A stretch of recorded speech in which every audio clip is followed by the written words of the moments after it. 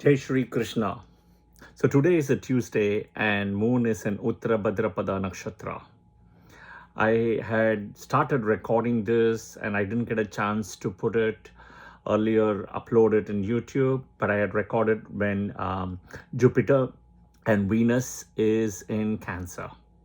I'd also, and which is very important in a way, the natural fourth house is the Moksha house.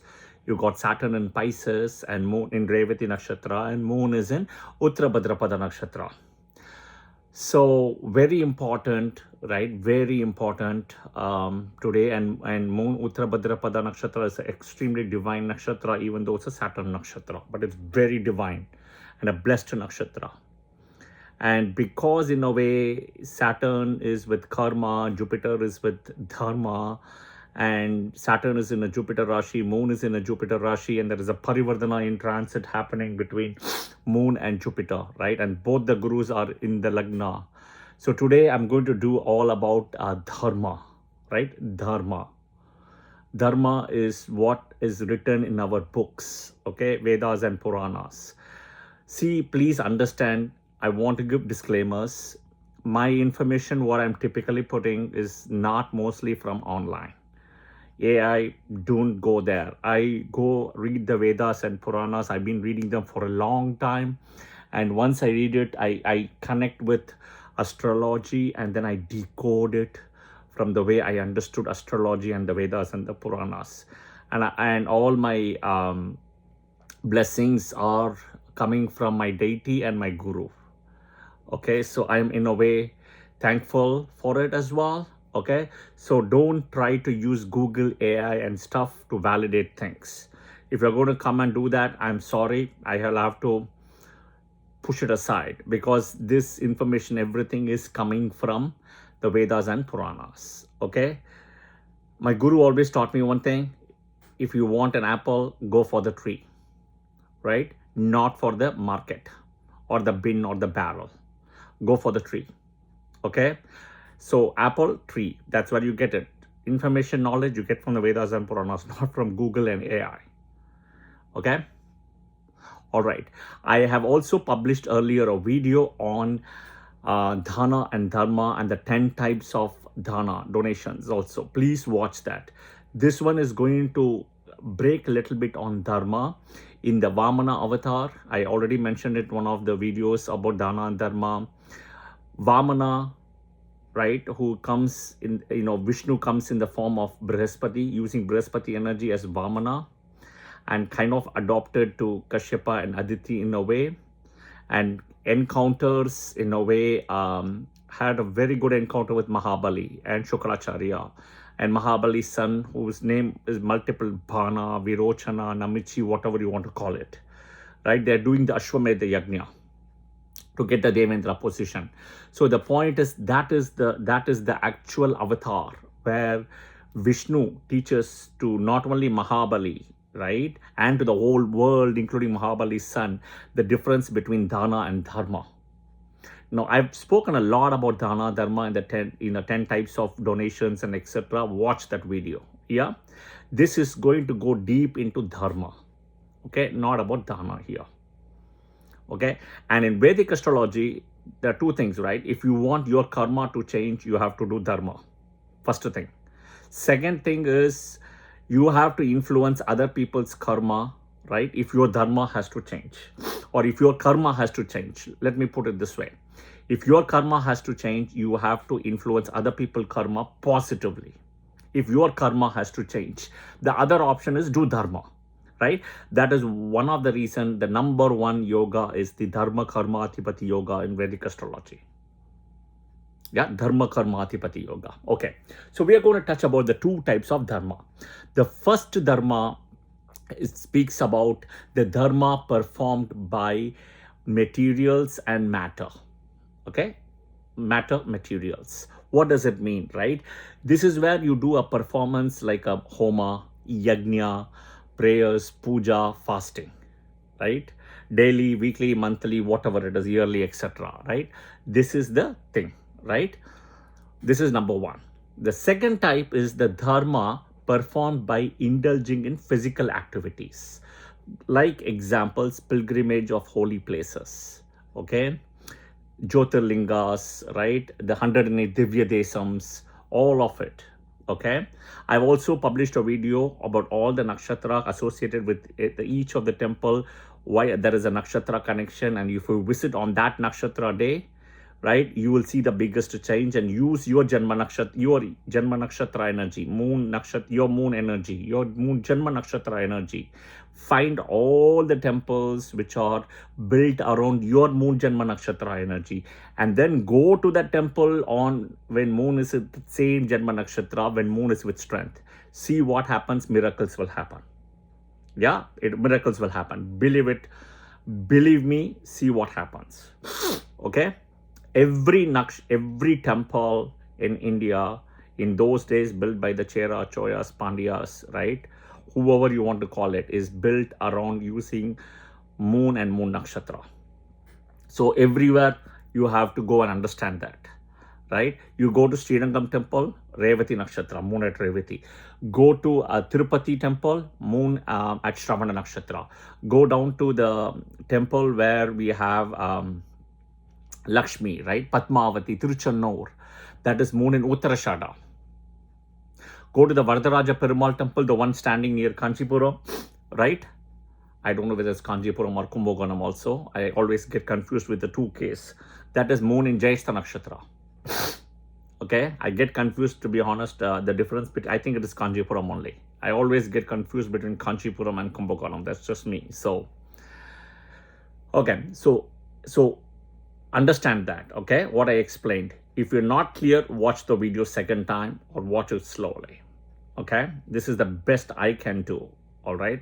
Like I always say, Mercury is also not my ninth lord, right? So I can do what I can do. Those are my limitations, right? I'm also trying to take all the memory prasads daily as well, so that I'm trying to improve my own memory as well in this process, right? So memory always connected with Mercury. Remember that.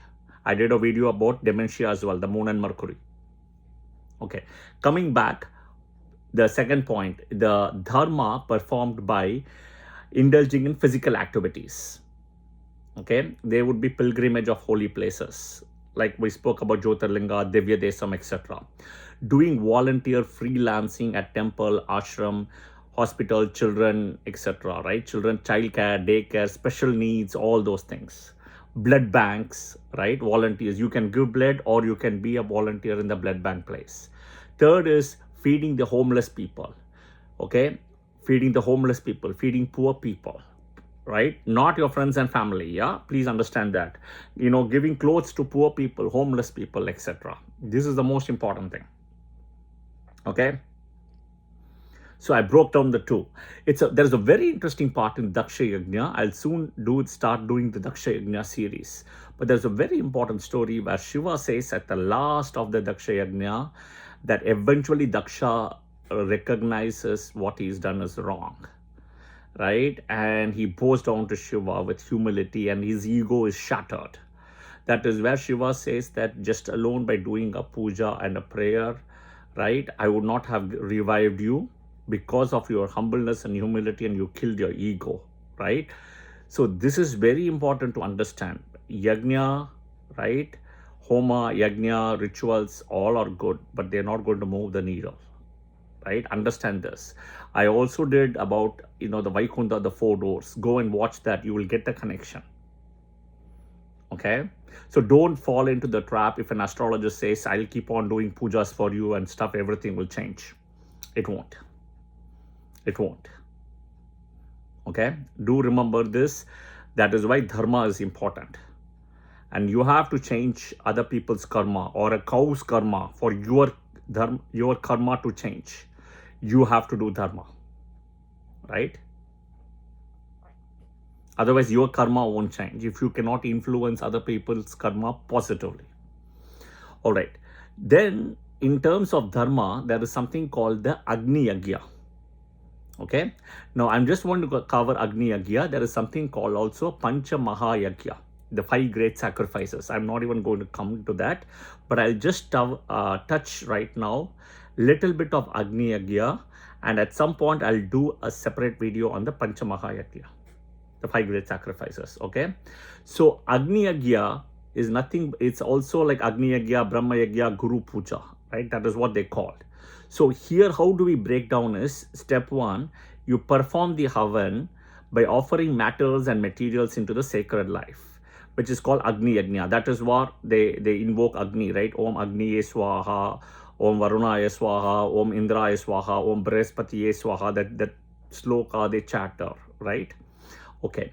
Then next is what happens, this ritual rather is specially meant for brahmachari, right? People who are celibate, not married, and also for family people. Now here, it gives a distinction here, and this is where I want to stress to people. In the Vedas, what it says is, and the Puranas as well, if you do the Havan, right, the same Agni Yagya in the morning, right, in the morning, it gives you long life. So somebody who is having sickness and everything, right, you can do this in the morning time. So the timing and the muhurta changes. The same Agni Yagya, you do that in the evening, right, close to the sunset time, before the around sunset moonrise, right? It brings you material gains and prosperity. So it depends on what you want to accomplish, okay? So nobody will tell this to you, but this is what is written. I'm telling you straight away. So again, right, you have to do the timing, the muhurta, right? Okay, you have to time this in a way in the morning or in the evening, close to the sunrise or sunset. You have to also be careful about Rahu Kal. Okay, in the morning it's sun energy, right? We're talking about longer life. In the evening about moon energy, right? Which we're talking about prosperity and material gains. Think about 12 hours approximately sun, 12 hours approximately moon, right? Half and half in a way. That is what it's talking about. The next thing is, it speaks about making sacrifices to the deities, right? Performing during the daytime is called Deva Yagya.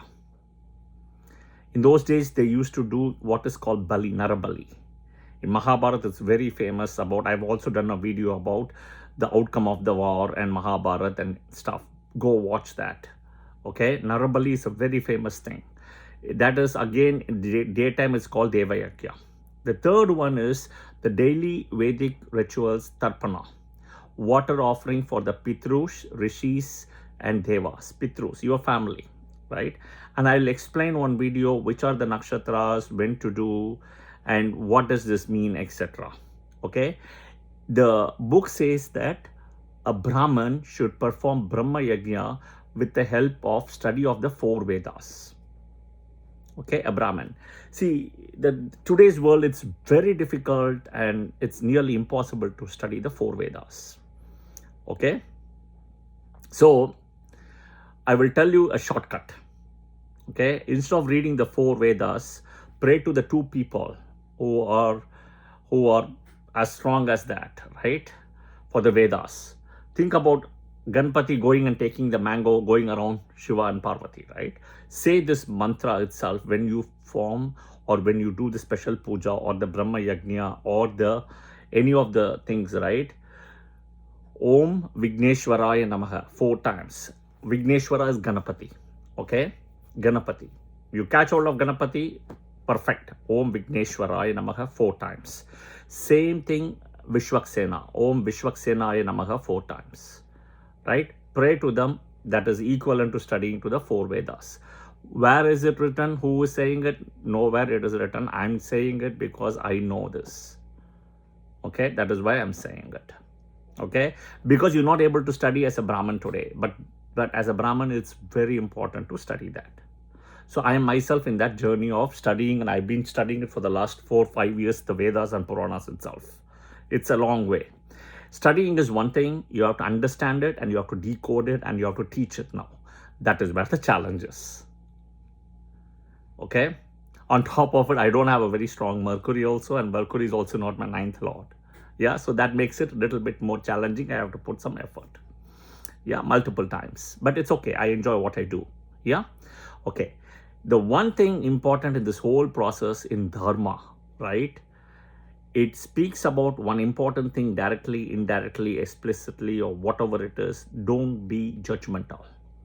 Being non-judgmental is the key in dharmic path, right? And when you start doing judgmental and being, being judgmental, you follow the karmic path. So there is a fine line between dharma and karma, right? Dharma, not judgmental. The minute you become judgmental path, you go follow the karma path. You always want to follow the dharma path. The minute you start the karmic path, it will trigger rebirth and birth of cycle and death again and again. Okay? So I hope this was helpful. This video is again being done when Jupiter and Venus, both of them are in Cancer, and both of them are gurus, and Cancer is also the ascendant. As I published it, I just didn't get a chance to post it. I'll post it very soon when I get a chance. All right, I will see you guys soon in another video. Thank you, and Jai Shri Krishna.